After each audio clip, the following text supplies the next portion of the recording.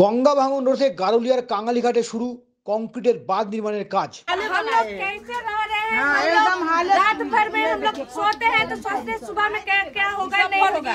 বেশ কয়েক বছর ধরে গঙ্গা ভাঙন অব্যাহত ছিল গারুলিয়া পুরসভার ৮ নম্বর ওয়ার্ডের কাঙালিঘাটে। ইতিমধ্যেই ঘাট সন্নিহিত একাধিক বাড়ি গঙ্গার গর্ভেও চলে গিয়েছে। তবে যাদের ঘরবাড়ি টিকে রয়েছে তারাও আশঙ্কায় দিন কাটাতেন। বাসিন্দাদের অভিযোগ ছিল বারংবার পুরসভার তরফে শালবল্লি ফেলে দায়সারাভাবে ভাঙন রোধের চেষ্টা করা হতো। যদিও অবশেষে বুধবার থেকে শুরু হলো রাজ্যের সেচ দপ্তরের উদ্যোগে কাঙালিঘাটে ভাঙন রোধে কংক্রিটের বাঁধ নির্মাণের কাজ। সেই কাজ দেখতে এদিন কাঙালিঘাটে হাজির ছিলেন গারুলিয়া পুরসভার পুরপ্রধান রমেন দাস, উপপুরপ্রধান অশোক সিং, সিআইসি গৌতম বসু, সেচ দপ্তরের আধিকারিক রবীন হালদার, নোপা থানার ভারপ্রাপ্ত আধিকারিক পার্থসারথী মজুমদার প্রমুখ। সেচ দপ্তরের আধিকারিক রবীন হালদার বলেন, ভাঙন রুখতে কংক্রিটের বিম বানিয়ে বাঁধ দেওয়া হবে। আশা করা যাচ্ছে এবার ভাঙন রোধ করা সম্ভব হবে।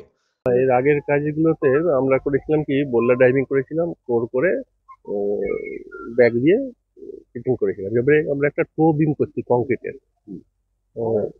1.4 মিটার বাই 0.8 মিটার একটা টো বিম কংক্রিট রিনফোর্সমেন্ট দিয়ে, ভিতরে রিনফোর্সমেন্ট থাকবে।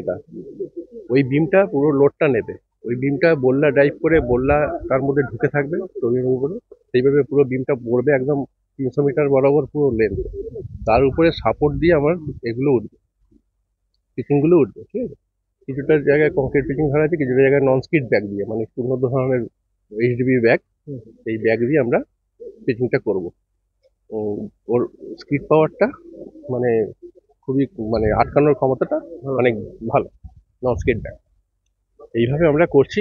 তারপরেও তো আমাদের আরো মানে ভিজিলেন্স থাকবে যে আরো কিভাবে উন্নত ভাবে কাজটা আরো পরবর্তীকালে করে।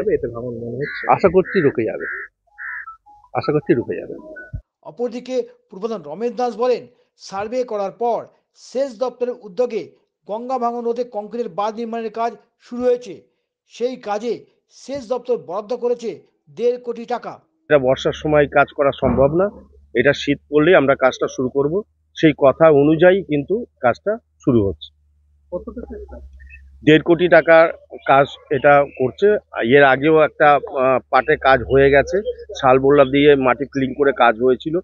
এইবার আরো অত্যাধুনিকভাবে সার্ভে করার পর যে জিনিসটা আমাদের এসছে, এখন কংক্রিট অনুযায়ী এটাকে করা হবে।